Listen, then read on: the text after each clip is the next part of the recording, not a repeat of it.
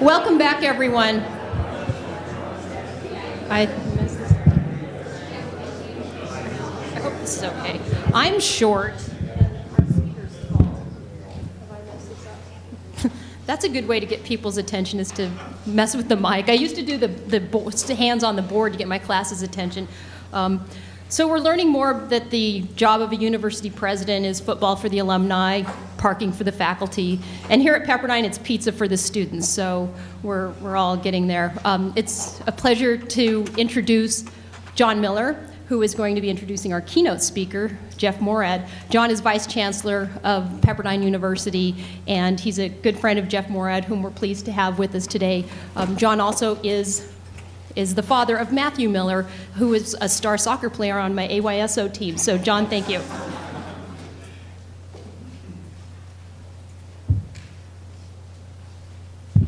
Thank you, Maureen. I am so delighted to introduce to you today Jeff Morad.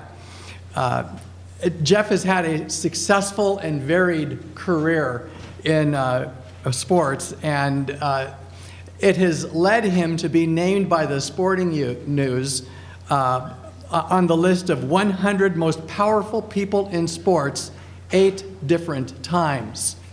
And I'll share with you a few words as to why that is. A native of Modesto, California, Jeff graduated with a degree in political science from UCLA and then law school at Villanova University. But in 1983, just 2 years out of law school, Jeff founded Morad Sports Management and began specializing in athlete representation with its main focus in baseball. In his second year, he landed Will Clark and 4 other members of the U.S. Olympic baseball team, all of whom were top 10 draft choices. Second year in practice. And the following year, he then joined forces with Lee Steinberg to form one of the most dynamic partnerships in history, covering both Major League Baseball as well as the NFL. During their 18 years together, Jeff and Lee negotiated more than $3 billion, that's billion with a B, more than $3 billion in athlete contracts, including Pro Football Hall of Fame athletes Steve Young, Troy Aikman, Warren Moon, Thurman Thomas, and on the list goes. On the baseball side, Jeff represented more than 40 first-round selections in the annual baseball draft and negotiated numerous breakthrough deals, among them the $84 million contract that brought Sean Green to Los Angeles and the $160 million contract that Jeff got Manny Ramirez with the Boston Red Sox. Jeff's work in the entertainment in sports has also led to opportunities in the entertainment industry. He was the technical consultant for the baseball film For the Love of the Game, in which he had also a cameo appearance. And he both consulted and appeared in the Oscar-winning movie Jerry Maguire, believed by many to loosely portray Jeff and Lee's own firm. In 2005, Jeff made his move into ownership and became general partner and chief executive officer of the Arizona Diamondbacks. And then from 2009 until this past year, Jeff served as vice chairman and chief executive officer of the San Diego Padres. And if that were not enough, Jeff has owned controlling interest in NASCAR's Hall of Fame Racing Group, is involved with a number of sports technology ventures, and throughout his career, Jeff has helped his associates and clients understand the responsibility of giving back. And he's done that himself. He's established an athletics scholarship at his alma mater, UCLA, and 2 years ago established and endowed the Jeffrey S. Morad Center for the Study of Sports Law at Villanova University. So I am thrilled to be able to introduce to you Jeff. Jeff and his wife Jen have 3 terrific sons. Please join me in giving a warm Pepperdine welcome to Jeffrey S. Morad.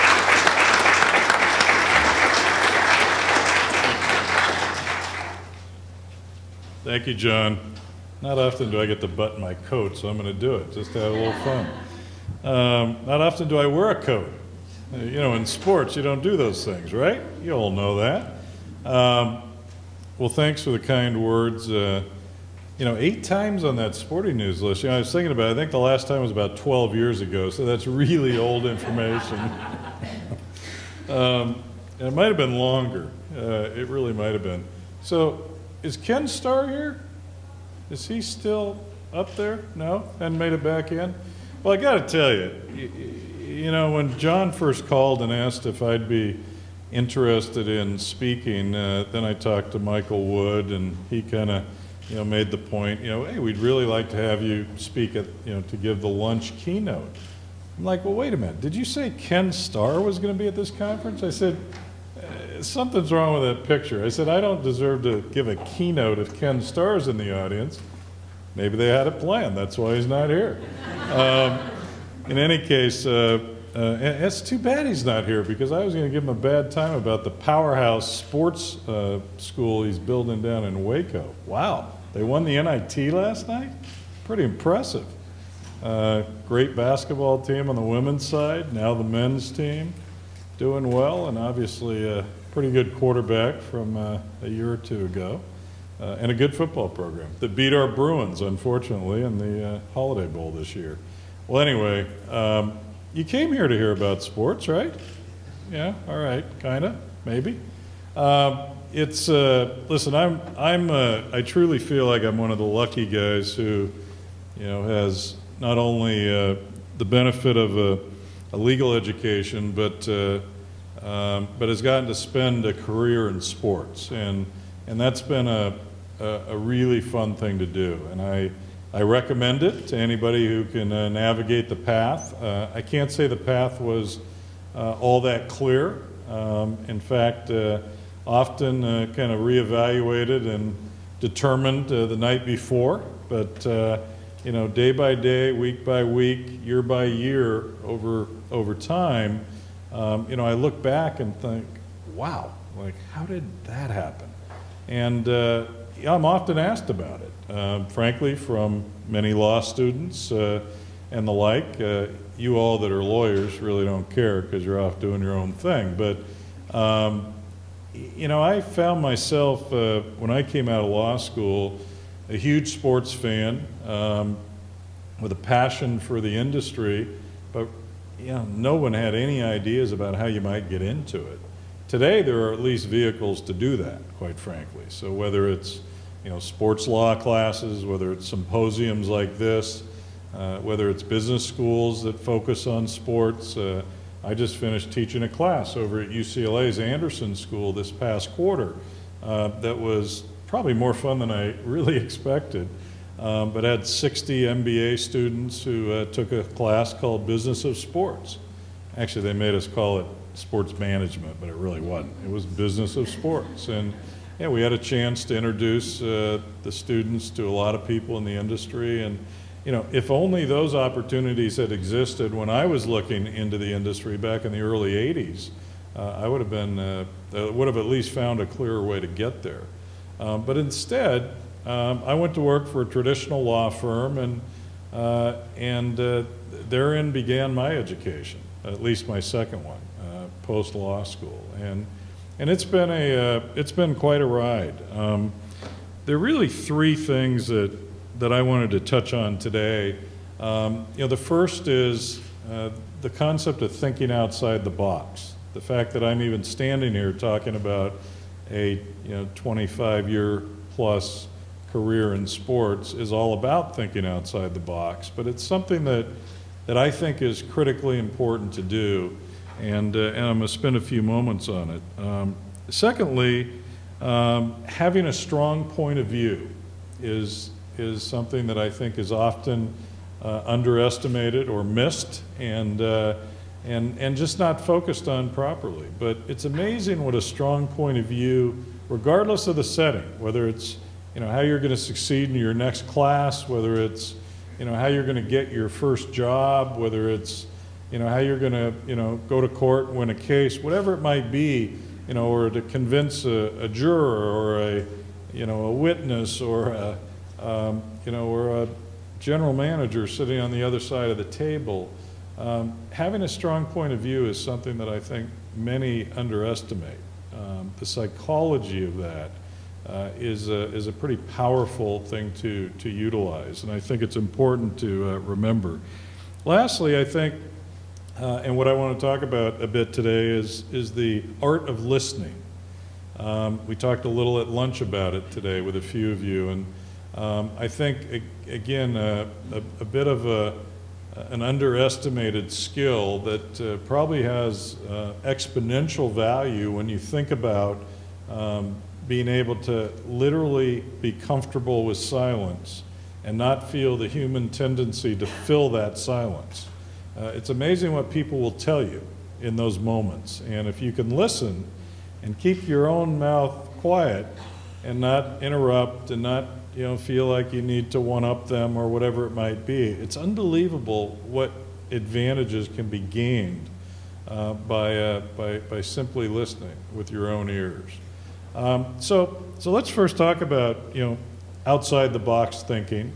Whether it's pushing the envelope to in your career, whether it's determining a path that's different than what others might otherwise chart for you.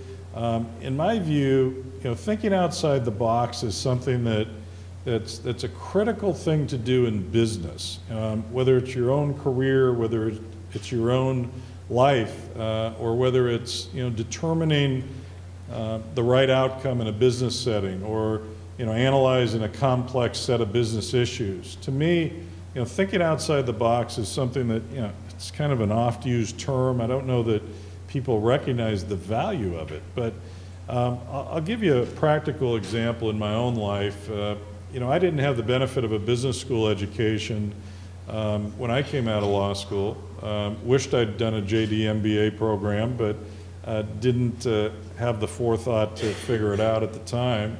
So when I came out of school and got involved in the agency business, and we began building companies, not only our own firm, but other companies, as John mentioned, a handful of technology companies and the like. I found myself kind of being forced to learn business and to learn it in a way that maybe I hadn't anticipated. But early on, I learned that one of the most important things to do was to identify talent. And what I've prided myself on over the years is being able to not just find the person who's likely, or the world tells you that they're a good fit, but to literally think outside the box and look to kind of like the old Dodgers did. They're famous for moving catchers to shortstop, and at least in the day, they were, in past years, that was kind of their mantra.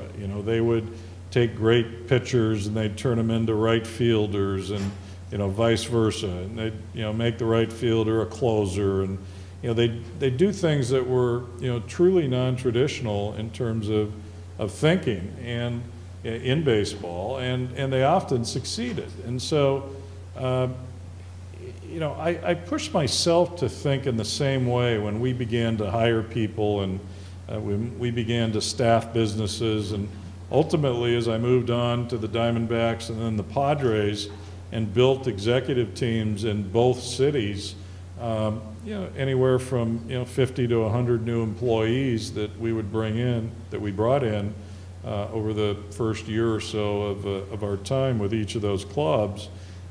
You find that the best hires often come from areas outside the sport. So that we hired a brand manager who was an MBA from Michigan, who came from Dell Computer, and we loved the way she thought. We loved the way she conceptualized what our brand in San Diego should be.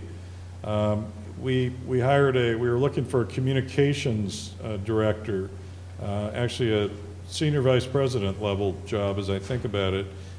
We ended up hiring a woman who came from the Pentagon, and we watched her. Actually, my president, Tom Garfinkel at the time, had met her on a trip that he had taken to DC that was sponsored by the military, and he watched this woman kind of run the program and run the tour of military facilities that he was on. And he came back and he said, I found the right person.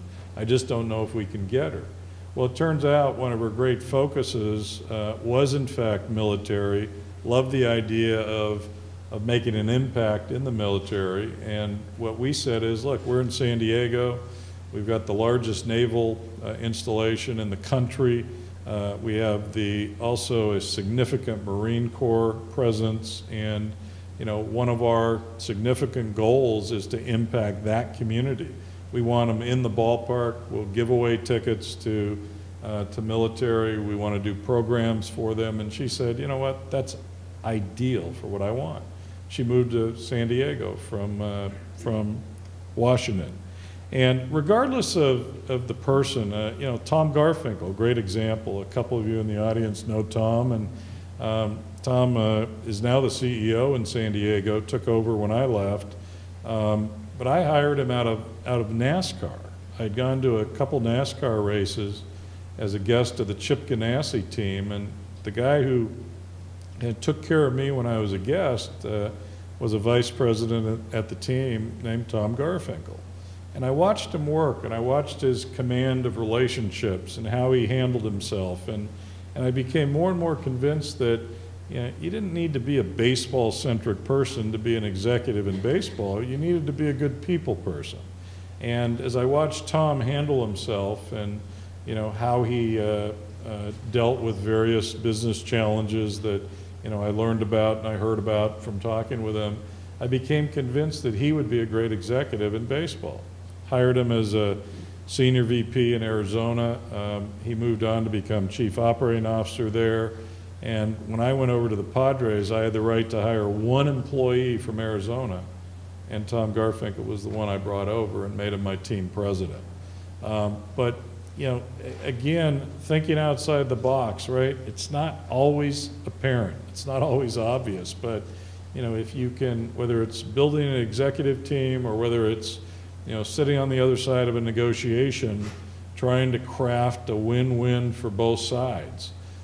Thinking outside the box is a critical thing to do, and I really think it's something that we all ought to think about more often.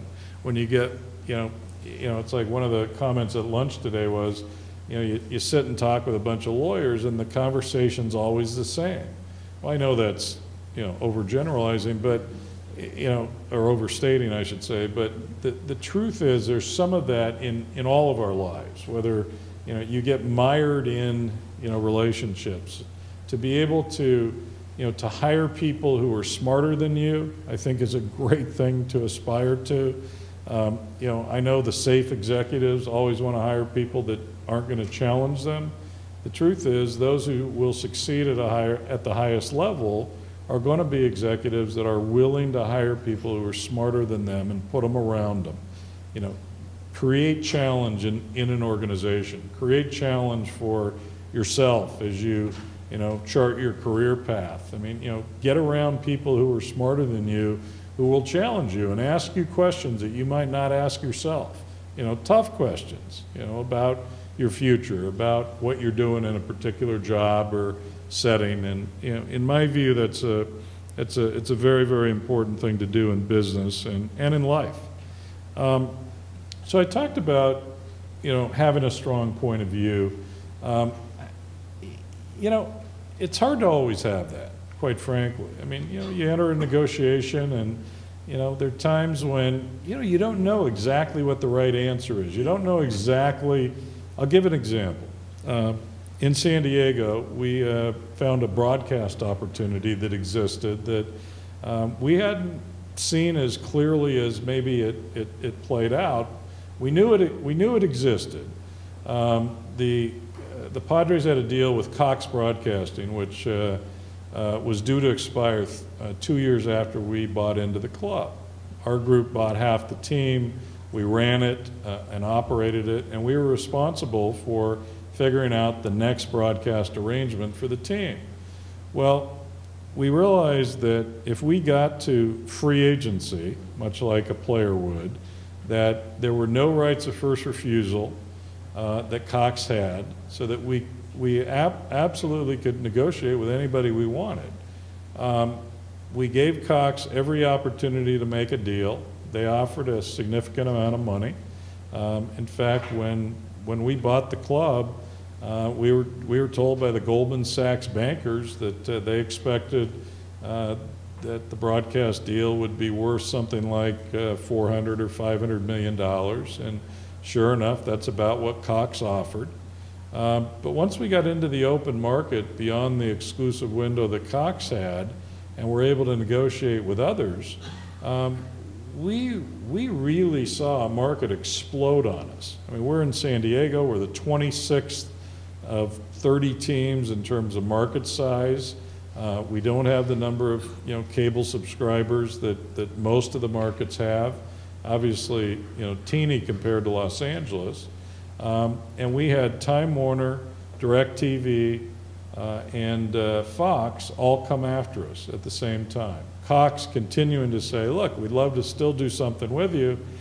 The numbers just kept progressing upward. And it wasn't until I saw that explosion that I developed a strong point of view.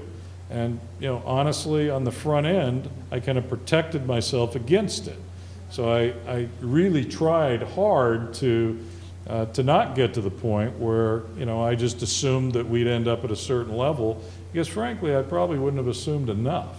So letting the market forces compete, which Ken Starr, others have done with their conferences, with their schools, and as the content explosion continues to, many predict the bubble's going to burst, but it hasn't yet. And as those numbers continue to grow, we're sitting in San Diego with the Padres, a small market team, experiencing the exact same phenomenon. So all three other bidders ended up pushing $1 billion, and I finally developed my point of view. It's $1.5 billion. And I argued that $1.5 billion was the number. And I did it at what turned out to be just the right time, because it dropped two of them out. Fox stepped up. Actually, the two chased it pretty good. But at the end of the day, Fox won the deal at $1.5 billion. And they did the deal that I had outlined several months earlier as to what it would take. And that's exactly what we ended up with. We left the team in good hands down in San Diego. We sold it near the end of last year. And the new owners own 20% of the broadcast entity, and they have a terrific cable contract. Now they're trying to get carriage for the market, and they've struggled with a couple of the carriers. But at the end of the day, they'll get it done. And I'm convinced that it'll be a terrific success story for all. But on the team side, again, having a strong point of view is critical. Not being sure, if I had really not been sure all the way to the end, there's no way we would have gotten to that number, because there comes a point in every discussion, whether it's a business situation, whether it's a negotiation, whether it's something as direct on point as a broadcast negotiation, there comes a point when the bidders need to be led. And you can let them create the foundation of a process. You can let them chase, you can let them make offers, but at some point they've got to be led to a conclusion. Or they start to feel like they're just negotiating against themselves, and you'll have a process that fails. So determining that strong point of view, I think, is a really critical thing to do, and very important to do.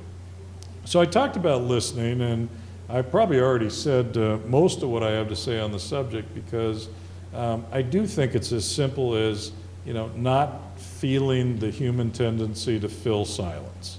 And there are times, I will try not to do it today because it's a little obnoxious, but there are times that I've tried to demonstrate to an audience what it's like, and I'll stand here. Now, being motionless makes it even more dramatic, right? Or more silly, depending on your point of view. But again, nobody is comfortable with silence, at least from the get-go. Strategically, if you view it as a potential advantage, again, if you can just keep your mouth shut. It's unbelievable what people will tell you. They'll often tell you far more than they intended to. They'll share things that they, had no intention of sharing. They will literally tell stories out of school, and they'll do it because in many cases, they're uncomfortable with the silence.